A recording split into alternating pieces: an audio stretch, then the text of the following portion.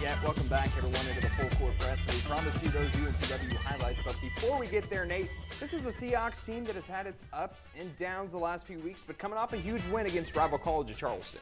Yes, and it sets up for 2 more home games tonight and then Saturday. So that's how you want to finish out the season or the regular season, is having those games at home. You always feel comfortable at home. And it's been a while since UNCW's had the opportunity to finish with 3 straight home games. So let's go ahead and go out to Trask Coliseum. The Seahawks putting on a dunk clinic before the game, getting that home crowd fired up, and they had a lot to cheer about early and often in this one tonight. Little pick and roll to perfection. Ty Gadsden, Martin Lindsay. Nice pick and roll to the big Martin there for the finish. Big Martin gets it to go. He gets the flush. UNCW best tonight in transition. Micah Carr with a little Euro step. Well, UNCW got out in transition there early, and that's what they wanted to do coming into the game. But Drexel would have the lead at the half thanks to Cameron Winter, the sophomore, cans the left elbow jumper.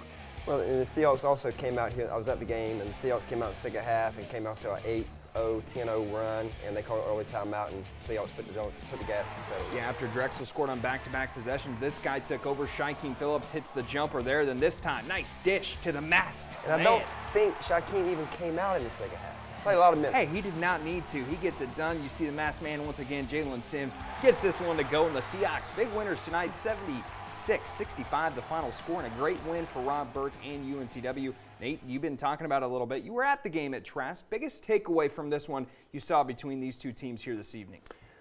Well, I think, for the last, however many games at home, they've played with energy and they play with 3 passion. straight wins. They play with emotion, and all that goes a long way, and you're seeing it right now, and you're seeing it at the end. And having a team play with that kind of emotion down the stretch is huge, and Coach Burke's got them doing it. Yep, he's got them fired up, playing a little bit better. Defensive efficiency gone way up since he's taken over. That's 5 wins for him. Yep, 5 wins. And you talked about it. This could be a preview of the first-round matchup next week in the conference tournament, that 8-9.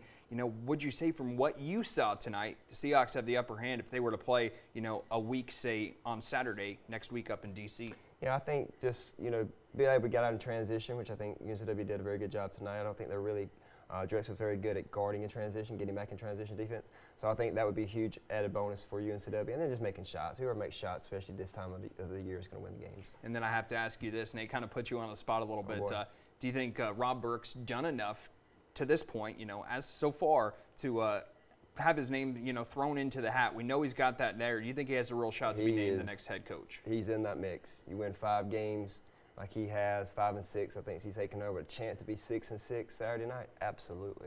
Yep, Delaware will take on UNCW will take on Delaware, that is, Saturday night. Well, we still have more of the Full Court Press coming your way. Nate still has to find out his final game ball of the year, so let's check out some of those final scores from around the state in the second round of the state playoffs.